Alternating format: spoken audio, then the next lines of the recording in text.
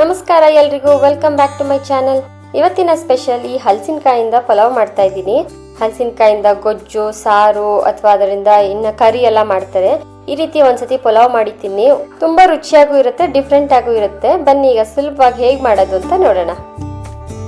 ಈ ಹಲಸಿನಕಾಯಿ ಪಲಾವ್ ಮಾಡೋದಿಕ್ಕೆ ನಾನಿಲ್ಲಿ ಒಂದು ಪುಟ್ಟದಾಗಿರುವಂತಹ ಹಲಸಿನಕಾಯಿ ತಗೊಂಡಿದ್ದೀನಿ. ಸ್ವಲ್ಪ ಎಳೆದಾಗಿದೆ. ಅದ್ ಕಟ್ ಮಾಡ್ಕೊಳ್ಳೋದಕ್ಕಿಂತ ಮುಂಚೆ ಮೊದಲು ಚಾಕುಗೆ ಮತ್ತೆ ಕಟ್ಟಿಂಗ್ ಬೋರ್ಡು ಕೈಗೆಲ್ಲ ಒಂದ್ ಸ್ವಲ್ಪ ಆಗುವಷ್ಟು ಅಡಿಗೆ ಎಣ್ಣೆ ಸ್ವಲ್ಪ ಹಿಂಗೆ ಸವರ್ಕೊಂಡು ಇಟ್ಕೊಂಡಿದೀನಿ. ಯಾಕಂದ್ರೆ ಅದ್ರದ್ದು ಹಾಲು ಬರುತ್ತಲ್ಲ, ಅಂಟಾಗಬಾರ್ದು ಅನ್ನೋ ಕಾರಣಕ್ಕೋಸ್ಕರ ಈ ರೀತಿ ಎಣ್ಣೆ ಸವರ್ಕೊಳ್ಳೋದು. ಒಂದ್ ಪೇಪರ್ ತಗೊಂಡು ಈ ರೀತಿ ಬರೋ ಹಾಲನ್ನೆಲ್ಲ ಕಟ್ ಮಾಡ್ತಾ ಇದ್ರೆ ಬರ್ತಾ ಇರುತ್ತೆ ಹಾಲು, ಅದನ್ನೆಲ್ಲ ನೀಟಾಗಿ ಈ ರೀತಿ ಕ್ಲೀನ್ ಮಾಡ್ಕೊಳ್ಳೋಣ. ನಾನು ಇದರಲ್ಲಿ ಅರ್ಧ ಭಾಗ ಮಾತ್ರ ಪಲಾವ್ ಯೂಸ್ ಮಾಡ್ಕೊತಾ ಇದ್ದೀನಿ. ಅಷ್ಟಕ್ಕೆ ಮಾತ್ರ ಮಸಾಲೆ ಎಷ್ಟು ಹಾಕೋದು ಅಂತ ನೋಡೋಣ. ಅದ್ರ ಮೇಲ್ಗಡೆ ಇರೋ ಈ ರೀತಿ ಔಟರ್ ಲೇಯರ್ ಸ್ಕಿನ್ ಎಲ್ಲ ಕಟ್ ಮಾಡಿ, ಮಧ್ಯದಲ್ಲಿರೋ ದಿಂಡು ಕೂಡ ಚಿಕ್ಕದಾಗಿ ಕಟ್ ಮಾಡಿ ಸ್ಮಾಲ್ ಪೀಸ್ ಆಗಿ ಕಟ್ ಮಾಡಿ ಒಂದು ನೀರಿಗೆ ಹಾಕಿ ಇಟ್ಕೊಂಡಿರೋಣ. ಯಾಕಂದ್ರೆ ಅದು ಕಪ್ಪಾಗಬಾರ್ದು ಅನ್ನೋ ಕಾರಣಕ್ಕೆ ನೀರಿಗೆ ಹಾಕೋತಾ ಇದ್ದೀನಿ.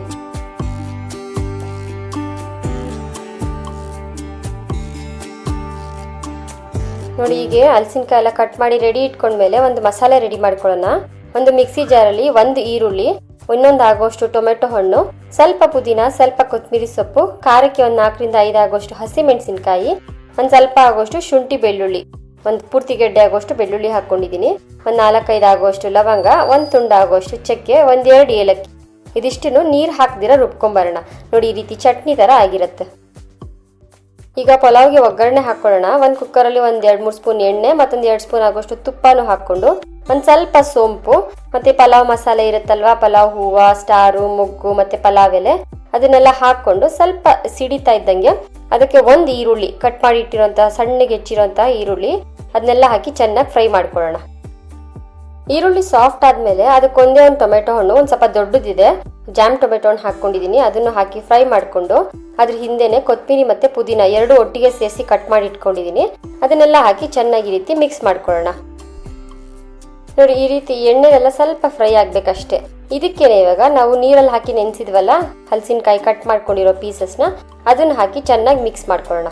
ಇದು ಹಲಸಿನಕಾಯಿ ಹಾಕಿದಾದ್ಮೇಲೆ ಒಂದು ಅರ್ಧ ಸ್ಪೂನ್ ಆಗೋಷ್ಟು ಉಪ್ಪು ಮತ್ತೊಂದು 1/4 ಸ್ಪೂನ್ ಆಗೋಷ್ಟು ಅರಿಶಿಣದ ಪುಡಿ ಹಾಕೊಳ್ಳೋಣ. ಯಾಕಂದ್ರೆ ನಾವು ಹಾಕಿರೋ ಹಲಸಿನಕಾಯಿಗೆ ಉಪ್ಪು ಖಾರ ಎಲ್ಲ ಸ್ವಲ್ಪ ಚೆನ್ನಾಗಿ ಹಿಡಿಯುತ್ತೆ ಅಂತ. 1-2 ಸತಿ ಮಿಕ್ಸ್ ಮಾಡ್ಕೊಂಡಿದ್ದಾದ್ಮೇಲೆ ರುಬ್ಬಿಟ್ಕೊಂಡಿರೋ ಮಸಾಲೆ ಕೂಡ ಈಗ ಹಾಕೊಳ್ಳೋಣ. ರುಬ್ಬಿಟ್ಕೊಂಡಿರೋ ಈ ಹಸಿ ಮಸಾಲೆ ಎಲ್ಲ ಚೆನ್ನಾಗಿ ಹಾಕಿ ಮಿಕ್ಸ್ ಮಾಡಿದ್ಮೇಲೆ ಅದಕ್ಕೆ ನೀರು ಹಾಕೊಳ್ಳೋಣ. ನೀರು 2 ಗ್ಲಾಸ್ ಅಷ್ಟು ಹಾಕೋತಾ ಇದ್ದೀನಿ. ನಾನೀಗ 1 ಕಪ್ ಆಗೋಷ್ಟು ಅಕ್ಕಿನ ತೊಳೆದು ನೆನೆಸಿಟ್ಕೊಂಡಿದ್ದೆ, ಅದಕ್ಕಾಗಿ ನಾನು ಡಬಲ್ ಆಗೋಷ್ಟು ನೀರು ಹಾಕೊಂಡಿದ್ದೀನಿ. ಎಲ್ಲ ಒಂದ್ಸತಿ ಚೆನ್ನಾಗಿ ಮಿಕ್ಸ್ ಮಾಡಿಬಿಟ್ಟು ಲಾಸ್ಟಲ್ಲಿ ಇದಕ್ಕೆ ಅದು ಕುದಿ ಬರ್ತಾ ಇರುತ್ತಲ್ಲ, ಆ ಟೈಮಲ್ಲಿ ಇದಕ್ಕೆ ಸ್ವಲ್ಪ ಆಗೋಷ್ಟು ಕಸೂರಿ ಮೇಥಿನ ಕ್ರಷ್ ಮಾಡಿ ಈಗ ಹಾಕ್ಕೊಂಡಿದ್ದೀನಿ. ಈಗ ಕುಕ್ಕರ್ ಕ್ಯಾಪ್ ಕ್ಲೋಸ್ ಮಾಡಿ 2 ವಿಸಿಲ್ ಹೊಡ್ಸ್ಕೊಳ್ಳೋಣ.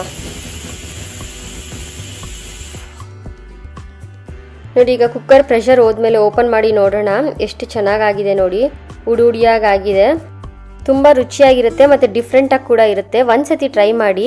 ಇಷ್ಟು ಚೆನ್ನಾಗಿದೆ ಅಲ್ಲ ಈ ಪಲಾವು, ಯಾಕೆ ನಾನು ಮಿಸ್ ಮಾಡ್ಕೊಂಡೆ ಅಂತ ಹೇಳ್ತೀರಾ, ಅಷ್ಟು ಇಷ್ಟಪಡ್ತೀರಾ. ಬಿಸಿ ಬಿಸಿಯಾಗಿ ಈ ರೀತಿ ಪಲಾವ್ ಮಾಡಿಕೊಂಡು ಅದ್ರ ಜೊತೆ ಸ್ವಲ್ಪ ಮೊಸರು ಬಜ್ಜಿ ಹಾಕೊಂಡು ತಿಂದರೆ ಏನು ಸಖತ್ತಾಗಿರುತ್ತೆ ಗೊತ್ತಾ. ಆ ಎಳೆಯದಾಗಿರುವಂತಹ ಹಲಸಿನಕಾಯಿ ಕೂಡ ಸೇಮ್ ಚಿಕನ್ ಥರನೇ ಅನಿಸ್ತಾ ಇರುತ್ತೆ. ಒಂದ್ಸತಿ ನೀವು ಟ್ರೈ ಮಾಡಿ. ಈ ರೆಸಿಪಿ ಇಷ್ಟ ಆಗಿದ್ರೆ ಲೈಕ್ ಮಾಡೋದು ಹಾಗೆ ಶೇರ್ ಮಾಡೋದನ್ನ ಮರಿಬೇಡಿ. ಹೀಗೆ ಸಿಂಪಲ್ ಅಡುಗೆ ಸೂಪರ್ ಟೇಸ್ಟ್ಗಾಗಿ ನನ್ನ ಚಾನಲ್ನ ಸಬ್ಸ್ಕ್ರೈಬ್ ಮಾಡ್ಕೊಳ್ಳಿ. Thank you.